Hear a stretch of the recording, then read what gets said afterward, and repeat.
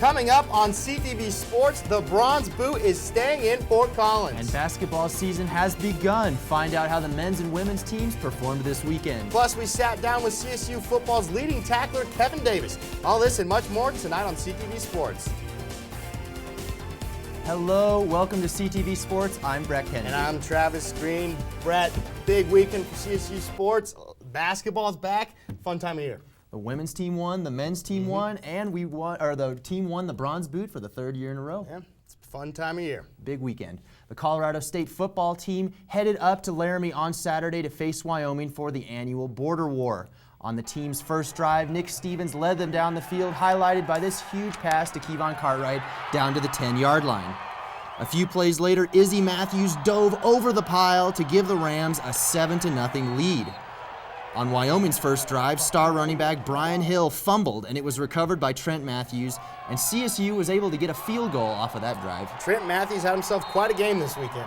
On CSU's next drive, Stevens moved the offense downfield on a screen to Rashard Higgins. And a couple plays after that, Matthews bounced off tacklers for his second touchdown of the day. Trav, tough run. You can't say enough about how he filled Jason Oden's shoes with him being out with an injury. The defense for the Rams stood tall all day. Look at this hit Kevin Pierre-Louis gave quarterback Nick Smith. Ooh. Wow. Ouch.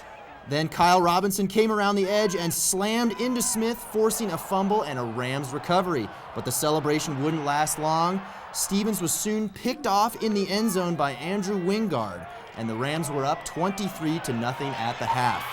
The defense continued to dominate in the third quarter as Robinson had another sack on Smith. Trav, Robinson had a really big day. He sure did. He was all over the place in this one. A couple Wyoming drives later, safety Trent Matthews picked off Smith with a diving tipped interception. Trav, that was pretty clutch. It was. Look at the focus from Trent Matthews there. Thumbs up. The turnovers would keep coming as Smith was hit hard on Wyoming's next drive and fumbled the ball away to the Rams. Trav, it seemed that the Rams defense were getting turnovers a lot. Yeah, and Nick Smith, the quarterback, was taking a beating for Wyoming. The Rams offense was able to keep the big lead and wind down the clock to end the game 26-7. The Rams bring home the Bronze Boot trophy for the third year in a row and the boost its record for 4-5 on the year. And here's what Coach Mike Bobo had to say about CSU's performance.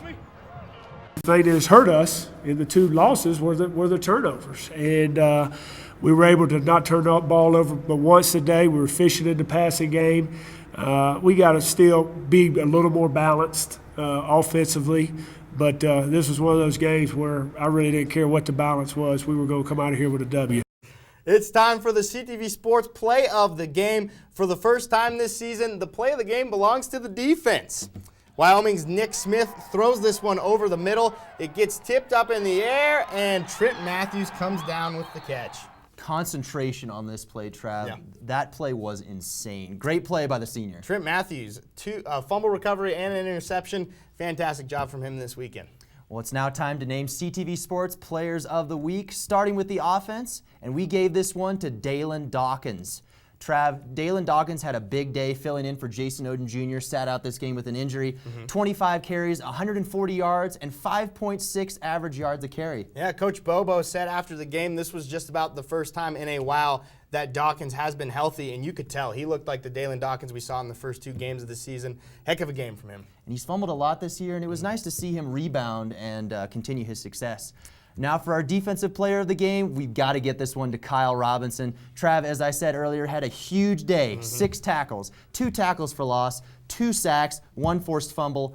Wow. I'll tell you what, it seemed like anytime the defense made a big play, Robinson was there. We saw it in the highlights. Great game for Kyle Robinson. One of the unsung linebackers on this defense. Nice to see that he got some credit. Yeah. September 20th. That's the last time the Colorado State volleyball team lost a game. On Saturday, the then-ranked number 15 CSU volleyball team took on New Mexico in Albuquerque and extended its winning streak to 15 games with a sweep over the Lobos. Alexander Paletto had another great game for Tom Hilbert's crew, providing 9 blocks, 5 of which were solos. The win moved CSU's record to 21-3 on the season, and the Rams are still undefeated in the Mountain West with a record of 14-0. Alexandra Paletto's fantastic week earned her the Mountain West Defensive Player of the Week honor. This is Paletto's second award of the season. She earned Mountain West Offensive Player of the Week on October 26th. The Colorado State men's basketball team played for the first time this year on Saturday night at home. Leading only by 4 at halftime, the Rams were able to take control and beat CSU Pueblo 89-65 in a game which CSU Pueblo only shot 31% from the field. Gene Clavel led the way for CSU as he led all scorers with 21 points and added 8 rebounds.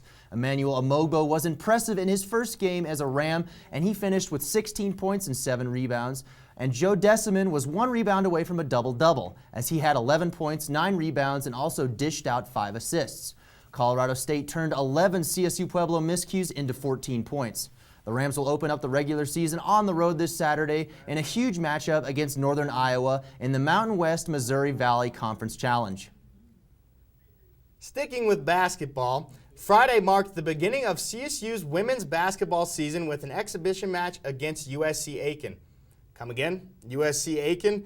You know, the University of South Carolina Aiken, the college that Fausto Carmona rose to baseball fame at, or should I say, Roberto Hernandez? The Rams started off their season with a complete team effort, blowing out the Pacers 77-43. CSU held USC Aiken scoreless for the first 12 minutes and 34 seconds of the game. 14 players saw the court for CSU, 13 of which tallied points. Of the 13 players scoring a point for CSU, 8 finished the game with 7 or more. The women's basketball team will begin regular season play on Friday at 7 o'clock with a home game against Western State.